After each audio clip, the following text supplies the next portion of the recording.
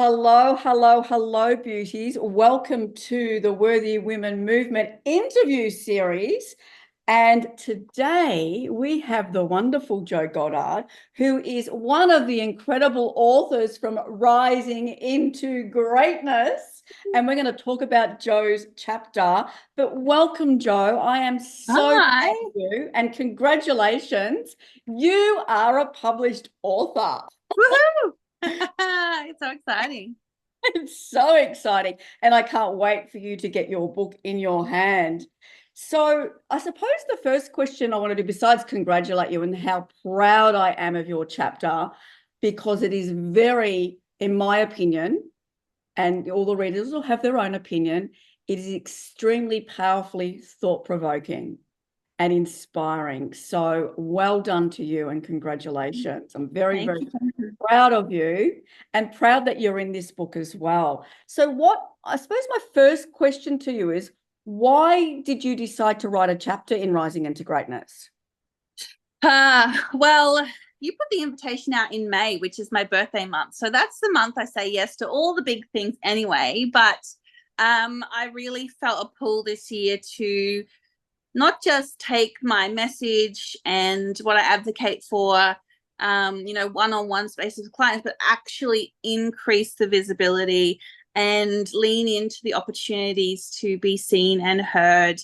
Yeah, and I guess because I advocate for that so much for the women who work with me, we got to dance on those edges ourselves, right? So it Yeah. was a big catalyst for me going to the next edge of being seen and heard. And as predicted, the ripple effect then, for the women I work with and the people that are coming towards me are people ready to go to the next level to be seen and heard. So, Yes, yes. yeah, it was about me sharing my story in a way that I hadn't. And also, it's very much a tool then for my business as someone who works with women to have something for them to take away, read, be inspired by, not just my story, but obviously all the authors in the book as well. So yeah, it's a beautiful resource to not only be part of, but to have to pass on. Yeah. And I love the way that you said dance on those edges. And I'm a really big believer too in that we can't teach what we don't do. To me, it's very authentic if we're actually doing the work on ourselves. And I love the fact that you talk about increasing your visibility, because when you made that decision, I have witnessed, like, it is that collective energy when you come into these programs of rising into your greatness, right? It just organically happens. And I've witnessed that with you and all the authors. But with you and your visibility, you've been getting speaking gigs and you've been out there a bit more. And that's been incredible to witness. So, and that's like music to my ears from, because part of the Worthy Women Movement's mission is to help women to become more visible and creative, right? Mm-hmm. So it was just obviously divine timing, I think, for you too. So that's incredible. And I hope that you continue, now that you've sort of started this journey, to continue to expand that visibility and with your speaking, because Jo is also one of the VIPs in this program, in the Rising into Greatness program, and she's going to be speaking on stage at the State Library of New South Wales on the 30th of November. So I'm really looking forward to that too, Jo, because you have this incredible wisdom to share and incredible story. So, and I believe, reading your story again, I remember how incredible it was. And then I read it again. I'm going, and I'm not just saying this, it is really a very powerful message. And we're going to talk about some of those messages over the next 20 minutes or so. So talking about that, let's talk about your chapter. And it's called Embodying Joy, but Joy, which stands Mm-hmm. for the journey of you. So tell me about your chapter. I've told you that I think it's provoking and it's inspiring and it's powerful, but I want to hear it from you as the author. Tell me about your chapter. Yeah, so I guess the real key in that is that I see joy as the journey of you. And while it's a personal share around how I went through different experiences, to not only look at and celebrate and find the blessings in the good moments of my story, but also reflect on some of the challenges and what have those challenges actually gifted me about myself, like how have they actually been powerful catalysts for self-awareness? How have they been incredible teachers in my life? And so as I reflected on my journey, as I was looking at everything only from the perspective of looking for the lessons, I no longer observed it as good, bad, positive, negative. It just became life lessons, life journeys, and it all brought incredible self-awareness. And so to really land in me, to really land in the experience of who I am, what I feel I'm here for, and how I can ripple my magic out into the world, I had to embrace everything that I stand for. So to stand for joy is to stand for the journey of you, to look at everything as an observer, and to to really take everything for the lessons that it gives you. And I learned a lot of lessons, and the chapter will outline 5 or so of those really key moments of clarity that I landed on. And these are key clarity lessons that I gift forward through everything that I do. And I've now put them into the chapter to be able to gift them forward in a different and wider way. So yeah, that's. And I love your key moments of clarity lessons. I mean, they're really, you have to read the book. If you're listening to this, you've got to get hold of this book. And in this case, we're talking about Joe's chapter, but so much that other women particularly, and maybe guys too, but like in this case, perhaps you mainly do, your clientele is mainly women over 35. And in actual fact, I didn't read your bio at the very start because we're sort of, I get into the moment, but I actually do want to read your bio so that the people listening to this understand the very valuable work that you're doing. And then we're going to go back to the chapter. So Jo Goddard is a Brisbane-based Reiki master, a Kahuna body worker, a yoni massage therapist, and sensuality and pleasure mentor for women aged 35 plus. Having traveled the complexities of sexual and medical abuse, body image issues, marriage separation, and learning to use these moments to catapult into deeper self-acceptance and sensual empowerment. Jo has mastered joy in her life as the all-encompassing process of honoring the journey of you, in brackets, joy. She is now on a mission to awaken 1 million joy huntresses all over the globe, reminding women they are beautiful, feminine, and powerful, just as they are, and reawakening them to the pleasure and sensual energy that moves through them, regardless of age, size, shape, or circumstance. And I've actually, I went through your chapter again, and I there's some quotes that I wanted to discuss, but that one is such a powerful one. You actually finished with that, but I've just sort of said it in your bio. Being essential, and this is one of what you say at the very end of your chapter as well, which is so, so powerful. Being a sensual woman living aligned with pleasure and desire has no relevance to your size, your shape, your weight, your skin tone, your hair coloring, or anything. And isn't that such a beautiful message to a lot of women out there who actually think they have to be a certain age, a certain size, a certain this, a certain that, but it's not about that, is it?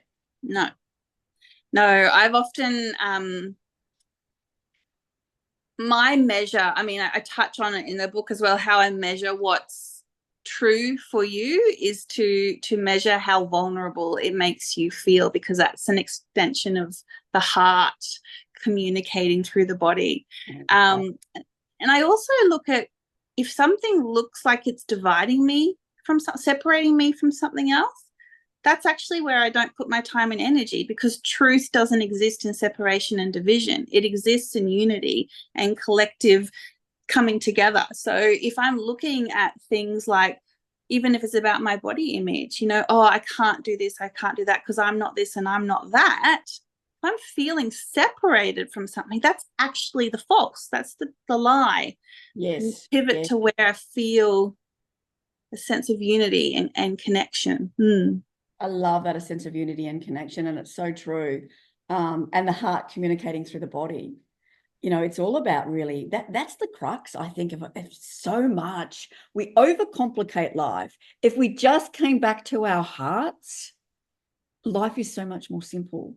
Life is so much more joyful. Life is so much more blissful and peaceful when we come back to our hearts. And so many of us, and more so than others, are you know, operating from up here rather than from here.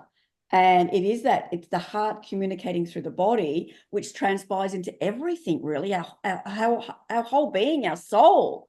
So I love the way you express that. So tell us how you found yourself in absolute clarity, because a big theme of your chapter is about clarity, right? And when we clarity is power. It really is. And I know that's a sort of a bit of a cliche, but it's so true. Clarity is power. But how did you find yourself in absolute clarity? What was your process? Oh gosh. You know what? I don't even know if I would say I've ever landed in absolute clarity, because I feel like it's a constant moving piece. Like there's no full stop, it's a semicolon, because it's like, what next? But I guess some of this is just a natural who I am, but I got to the point of I'm trying to think how I can put this. I had an experience maybe 2 or 3 years ago where, just through a moment of shutting down the world outside me, I was in the bath, I had the candles going, music going, may have been reading, I don't know, but I was so present with myself and enjoying that moment. And it just hit me that I remembered who I was. I remembered what felt good to me. I remembered I deserved my own time and attention. And it was like this moment happened that all of this remembering returned to me. At the same time, all of this awareness of how I had been compromising, quitting on myself, not prioritizing myself, it all landed in this moment. And I made a promise to myself that I would never unwitness what I just witnessed move through me. I would never again forget that I deserved. And that became a really strong commitment to myself. I think when we have these moments of epiphany, even if we don't necessarily speak them out loud, it's like we are saying them to the universe in some way, shape, or form. And then things begin to conspire to make that manifest. Absolutely. And at this point in my life, I'd already walked the journey of my Reiki master teacher training. I'd already become Kahuna body worker. I'd done a lot of personal development. So I had evidence that I can be comfortable in the discomfort. And I had increased my capacity to not only walk really excited about new opportunities, but I could also hold myself and remind myself I'm okay as other things shift, change, pivot, fall away. So with that commitment to myself and the never forgetting again commitment, I just allowed what needed to crumble. I turned and actually looked at the things that were uncomfortable. I had the big conversations with people that I needed to have in my life. Takes a lot of courage too. It does. And I learned that the more willing I was to face into the uncomfortable, the more quantum leaping I could do to get to where I actually was calling myself into. And all these clarity lessons are the summary of that, of what I had to learn and face and move through.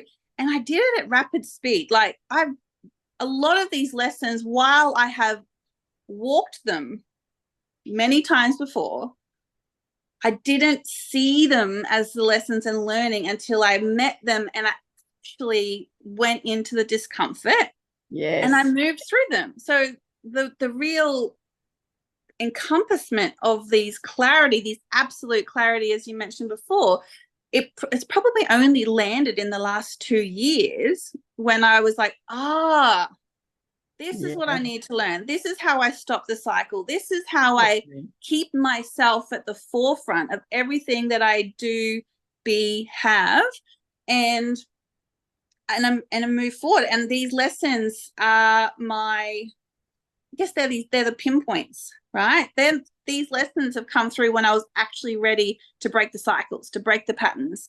And then I Yeah. landed in this clarity. Yeah. I love that. Break the patterns and break the cycle, which is what a lot of people aren't prepared to do. And I love the fact that you say comfortable in discomfort. And it's sort of like, it's an interesting, and you can perceive that however you want to perceive it. But I love the way you phrased it, because it's like, if we want to grow and expand and really become and really rise further into our greatness, we do need to have those uncomfortable moments. It's inevitable. If we stay in our comfort zones completely, we're not rising into our greatness. So I love the way you said that. And I really particularly love this. And this sort of, I think that every person, including, I mean, I'll say every woman, but even every guy, I remembered who I was. Mm. I remembered who I was. Such simplicity in that, but such power. Yeah. And that's where you're able to really commit to yourself as well. It is a commitment. This journey of life, like we need to commit to becoming our best version, to rising into our greatness. If there's no commitment, then it's not going to happen. We're just going to stay in our comfort zone, and we're not going to expand and really uncover all this greatness that each one of us has within, right? Yeah. Exactly. Yeah. So I love one of your mantras. I deserve pleasure daily. And yes, you do. And anyone listening to this, you deserve pleasure daily. But look, let's talk about that.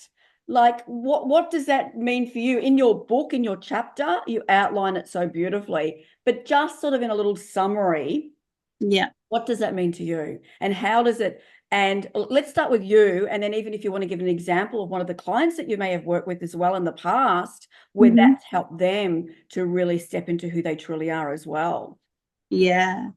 So, yeah, the everyday I deserve pleasure mantra was, I guess, an extension of that commitment to myself, to keep choosing me, to keep learning me. And I wanted to end each day knowing that I could happily reflect on a moment in the day that felt good. It was a me choosing me moment. And I'm a mum of 3 young kids, and at the time I was married, and a fly in fly out relationship, and felt very alone and isolated from friendship circles, because I had my kids a lot earlier than my friends had theirs, and also trying to do my own small business, which, as you know, if you're entrepreneurial, can be really quite lonely and isolating.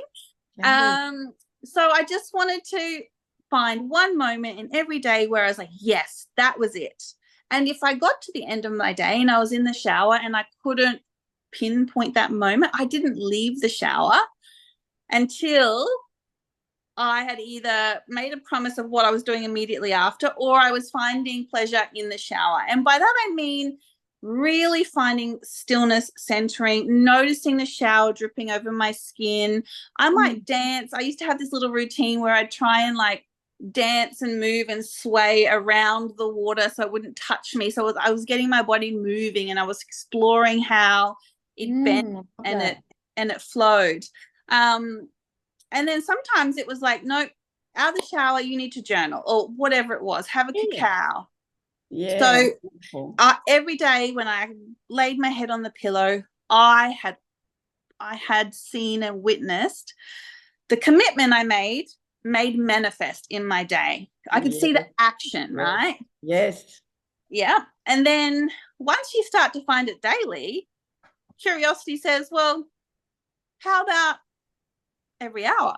How about every moment? Or how many moments can you make to happen today, right?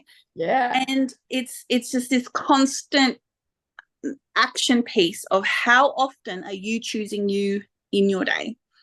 How And often? Yes. yeah, and pleasure is not something that's compartmentalized into a sensual or sexual experience. It is your entire existence is pleasure. Your mum and your dad made you out of a really intense moment of pleasure. Your energetic frequency was created from this powerful combination of pleasure and obviously, yes, sensual sexual energy in that circumstance. But you are a pleasure creatrix. You are here to have the extension of you made manifest in your life through all the ways in which you bring yourself joy, because you're seeing it reflected to you Yes. through all these pleasure moments. And I pleasure stack. So what did I do with my clients who are like, you want me to choose me over the kids, over making dinner, over work? And I'm like, well, how about you don't put this as one more thing to do. Instead, take everything that you do and turn it into a slightly more pleasurable experience. Yes. So if you're folding laundry, put on your favorite music and dance while you're folding laundry. Yes. If you know that you only get a 10-minute cup of tea break before you have to run the kids to school, where in your house or on your property do you want to take that 10 minutes? Like, where does the sun shine in and make you feel more alive? Yes. Right? Yes. If you know that it's going to be on your couch, have you got your soft, minky blanket that you love to be connected to when you're in that 10 minutes of me time? Yes. You know, if you love baths, but you only make time for showers, could tonight you have a bath instead? You're still cleaning yourself. Like, how can you take what you do and make it an extension of you? And what you tends to happen is, instead of roles and responsibilities leading the way and giving us a false sense of identity because of the shoulda, woulda conditions around what are, different roles and responsibilities, how they should play out, what we are is we actually are in the doing of the roles and the responsibilities, but we are the us in them. Yes. So we're actually, the identity piece leads first, and it goes into the role of mother, of colleague, of spouse, rather than all these things leading first and us getting lost in the process. Yeah, beautiful. And it's like, I love cooking, but sometimes it can feel like a bit of a drag. It's like, what am I going to cook for dinner tonight? So the music goes on and I dance around my kitchen, and it all of a sudden you are in those moments of joy and not in, oh my goodness, not the drudgery of the task that you need to do. So I love all those concepts. And I love the fact that you said, how often are you choosing you throughout the day? So if you're listening to this, how often are you choosing you throughout the day? Yeah. And it's really about having a really honest discussion with yourself about this, because this is your life. Like, everyone's life is precious. You are precious. So, how many times are you choosing you? Yeah. It's so important. I deserve pleasure daily. And yes, I do. And so do you. And so does everybody listening to this. I love Absolutely. Absolutely.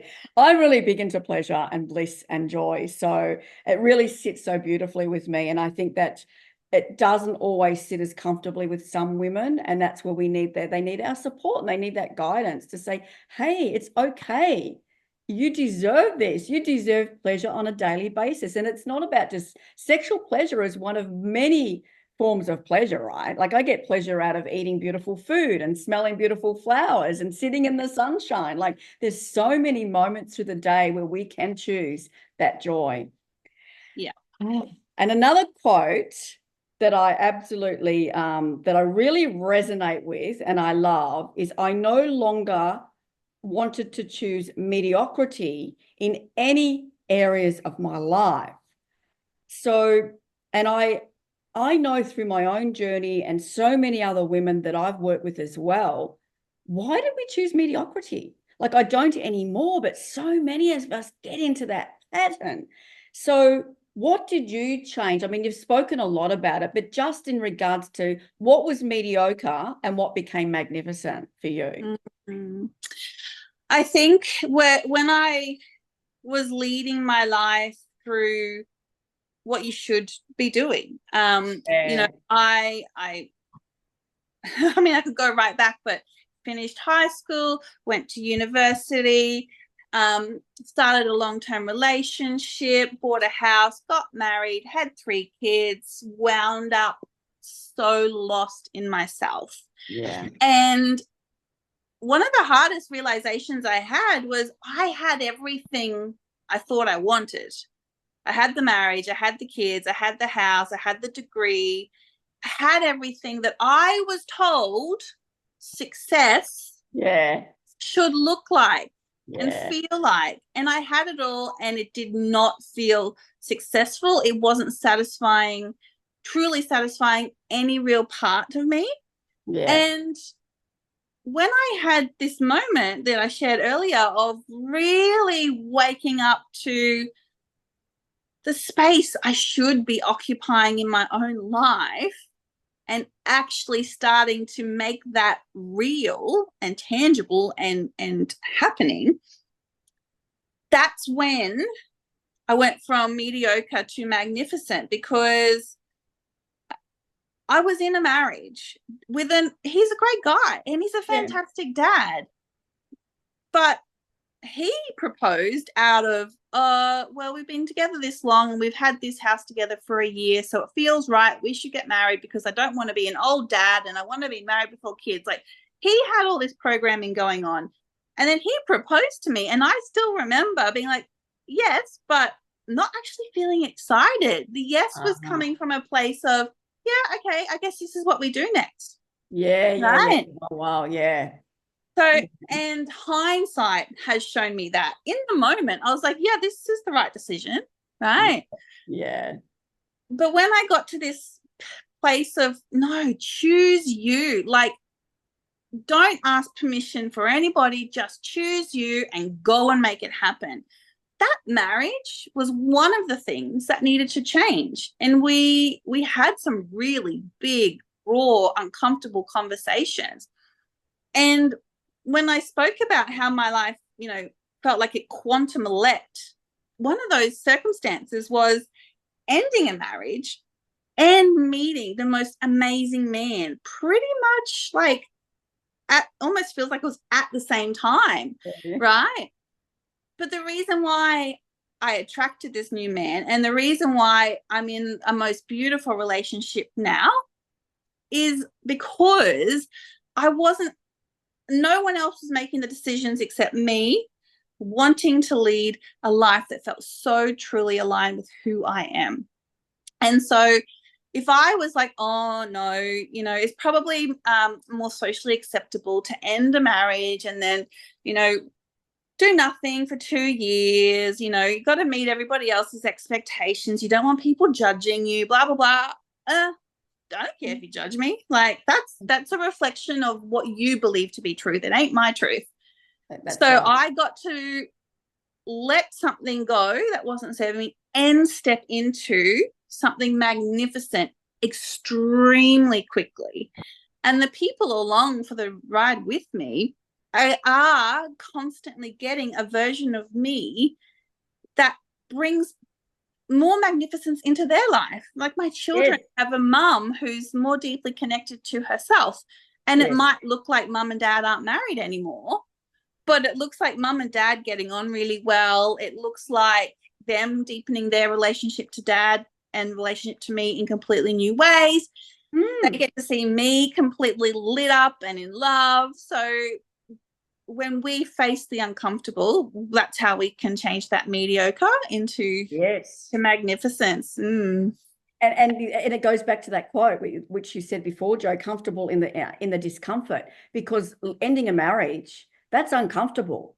That is really uncomfortable. And you said you had those really raw conversations, and it's not a comfortable thing to do, but ultimately it brings you so much joy with the decision you made. And we do want to be good, if you are a mother and you're listening to this, we do want to be good role models for our children and for anyone else in our life. And when we're happy, like, happiness is contagious. Joy is contagious, but so is negativity, and so is feeling burdened and, feeling like you have to do the right thing, or feeling like, you're going to be judged or criticized and worrying about what other people think. It's one of the biggest blockers of joy. It's so freeing when we stop doing that. But look, all in all, I just am very proud of you, like I said at the very start of this interview, Jo, and I think that you have a lot of you're doing incredible work and helping women to really, really embrace their pleasure and their joy, which is so important if we want to really rise into our greatness. And you have so many incredible wisdom and tips on how, over the clarity, theme as well, and just so much goodness in your chapter. So if you're listening to this, you need to read this chapter, Embodying Joy or Journey of You by Jordana. You've used your full name in this book, Jordana Goddard. Yes, Beautiful. I thought I'd grow up and use my proper name. So you can get yourself a copy of this gorgeous book. We're officially releasing it at the State Library of New South Wales on the 30th of November. Like I said before, Jo's also going to be on the stage doing a signature talk as well. And then on the Tuesday, the 3rd of December, you can get the ebook version on sale. But yes, and then of course you can contact Jo if you're a friend or a client of Jo's or family member. You can contact Jo for your own personalized signed copy of Rising into Greatness. So I just want to finish off by saying a beautiful thing that you just said before. Choose you, and go and make it happen. Thank you so much, Jo. My pleasure. Thank you.